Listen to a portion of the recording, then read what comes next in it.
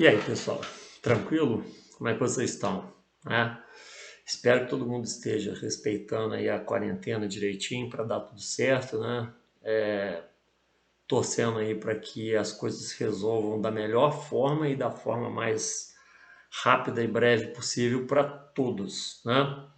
Bom, gente, é o seguinte, foi pedido aí, como vocês já devem estar mais ou menos sabendo, né, pela secretaria, que a gente vá postando alguns trabalhos e alguns vídeos informativos e até fazendo comentários sobre as atividades que vocês deverão desenvolver, né? Isso tudo para que vocês não fiquem assim parados. Então a gente vai começar, ou melhor dizendo, eu vou começar aqui de onde a gente parou, né? A gente está falando sobre expansão marítima, tá certo? Né? Eu estou conversando com o pessoal do primeiro ano na matéria de história, frente B, né?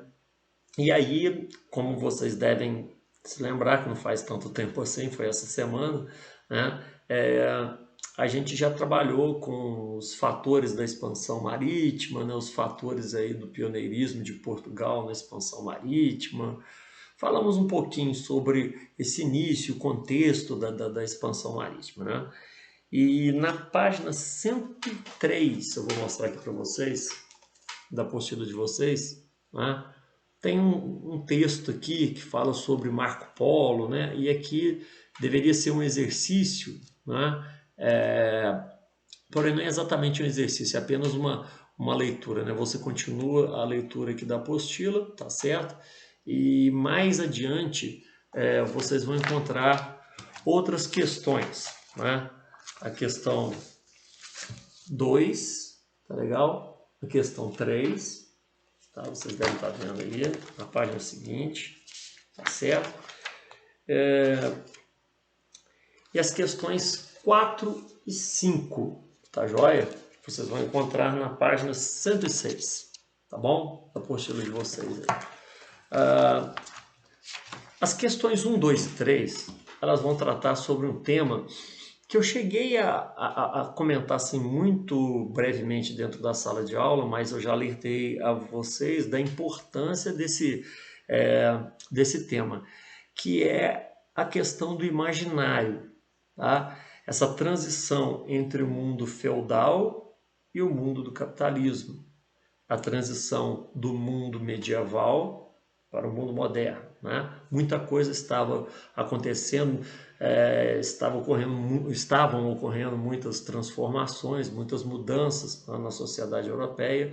Nada de repente, a gente sabe que essas transformações elas são sempre graduais, elas são lentas, né? A não sei quando a gente tem uma revolução, alguma coisa assim, né?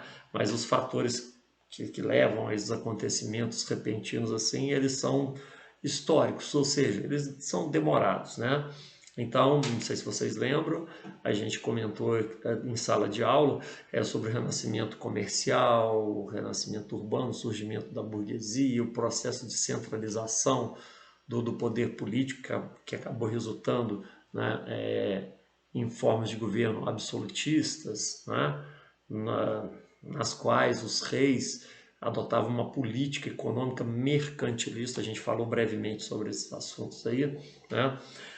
Então, dentro dessa transição do mundo medieval, né, para o mundo moderno, a gente observa que existia uma espécie de mistura também da cultura, né, da forma de pensar das pessoas daquela época. Então, você tinha uma forma de pensar medieval, feudal, teocêntrica, né, uma visão estática do mundo. E quando você chega na era moderna, você já tem o renascimento cultural que muda bastante, né, a forma das pessoas enxergarem o mundo, enxergarem as coisas de uma forma geral, né? Estavam ocorrendo mudanças na economia, enfim, né? Então essas três primeiras questões aqui, né, principalmente a 2 e a 3, elas vão fazer questionamentos aqui justamente a respeito dessa forma de enxergar o mundo, né? E vocês vão perceber aqui, né, e seria importante que vocês fizessem a leitura da apostila para vocês se interarem um pouquinho mais, né, a respeito desse tema, né, que é o mundo imaginário, ou seja, a cultura das pessoas daquela época, para que vocês possam compreender um pouco como elas estavam enxergando o mundo naquele momento em que estavam se iniciando, né, e acontecendo as grandes navegações, né, para a gente tentar entender o imaginário. Tá? Então, a ideia desses exercícios 2 e 3 aqui seria mais ou menos essa. Tá? Então, leiam o texto da apostila, fiquem ligados nessa transição cultural do mundo medieval para o mundo moderno, tá joia? Tentem identificar os fatores que provocaram essas mudanças de pensamento, isso é importante, vai ser importante para vocês, tá legal? E nos exercícios aqui, né, seguintes, o 4 e 5, eles já tratam mais de temas econômicos, ou seja, quais seriam os interesses econômicos dos europeus e, de forma mais especial aqui, dos portugueses. Então, uma vez que eles foram os primeiros, a gente viu isso ainda dentro de sala de aula, né? Então revisitem lá quais foram os fatores que acabaram levando os portugueses a serem pioneiros nesse movimento da expansão marítima, né? E tentem identificar aí quais eram os interesses econômicos dos europeus de uma forma geral e dos portugueses de uma forma especial, tá bom?